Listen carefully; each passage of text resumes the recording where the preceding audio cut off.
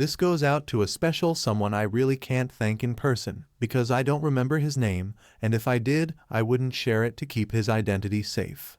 The summer of 2009 was the last week-long summer camp I went on with the Boy Scouts. By this point, I had come out to a very small amount of my family. The Boy Scouts, being notoriously anti-LGBT, made me have to keep a big part of myself a secret. The last summer I spent with the Boy Scouts, we went to this place in Rhode Island called Yawgoog. I hated this place. The food was terrible, the jokes were terrible, and lastly, new people didn't like it there, so they had this rule that you were not allowed to voice your disgust with the food or anything else there that sucked. You had to make baby shark hands and do the YMCA song basically. I jokingly said I wish I could have hospital food, a big mistake, but don't get ahead of me. It's Wednesday night. It's the halfway point, usually for these trips. I would go to Hawk Mountain in Pennsylvania or the 10-Mile River in New York. Friday is the last day and night, and 90% leave that Saturday. Not Yawgoog, those schmucks wanted you for an extra day. Wednesday night, they have a snorkeling event.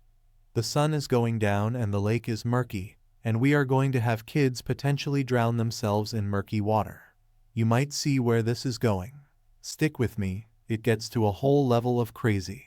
So I buddy up with this chubby boy. He was 14 and I was 17. I thought this guy was so hot.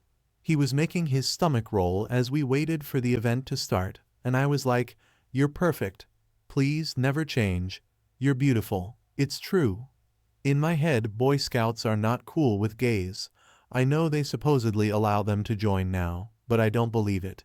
So he and I are snorkeling. We go separate ways in the deep area of the lake where they have the event.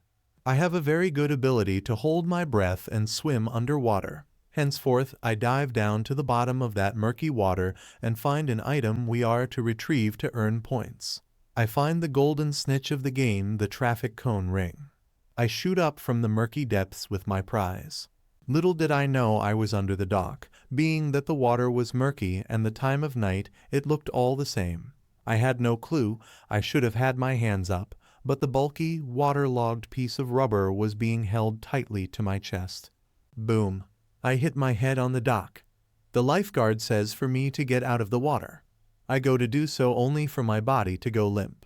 I start flailing my arms like an incineroar in water, only to sink deeper. I am about to face the abyss of death, and I'm thinking about my mom, as she is miles away from me. A huge arm shoots past my face, and I taste air, and I hear the other guys screaming that I'm drowning. I am rescued. This is when SHT went sideways. So naturally, they take me to the hospital. The problem was that when I got to the hospital, they kept treating my scoutmaster as if he were my dad, which he wasn't. So when a big issue reared its head, he heard all about it. I had not used the bathroom in a while. I am strapped to the gurney for fear that I have a serious neck injury. So the nurses and doctors agreed to have something done about it. I had a catheter performed. The first one did not work. I was in a lot of pain and something in my brain snapped. So back to the hospital, second time around they're getting physical with my privates. A doctor comes up to me. Had to be a young doctor earning his street cred, said, "Try some deep breathing," in the words of Randy the Puppet. I looked at him like Jack Nicholson chasing Shelley Duvall with the bat up the stairs and screamed, "F you and your deep breathing."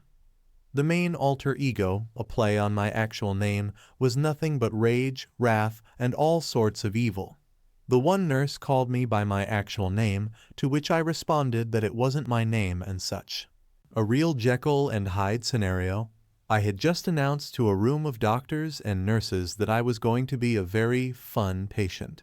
So, time passes and I have a moment to calm down, and they have stopped asking dumb questions and sticking needles in me.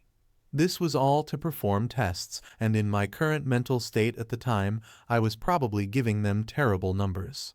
I was not sedated. Luckily, I didn't go that far. I apologized for my nasty side and such. The nurses told me that I was quite tame for some of their other run-ins with this type of thing.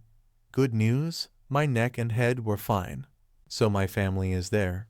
They've been in Rhode Island for most of the week to see the historic homes of Newport, so they got there within an hour. My mom is there to speak with the doctor, who proceeds to speak in front of my scoutmaster, again, not my dad, about the alter egos. This idiot would later tell everyone in the troop about the catheter and pretty much everything else. My last year of scouting was ruined by this night. But one thing that wasn't ruined was my friendship with that guy I thought was cute. He saved my life, and with the ups and downs in my life, I am to this day grateful. If I knew where he was, all I wanted was a picture of him, something I could look at every day, knowing the big difference he made in my family's lives. He was my first real true crush, and not every day your crush can say they saved your life and not know how much it means to that person.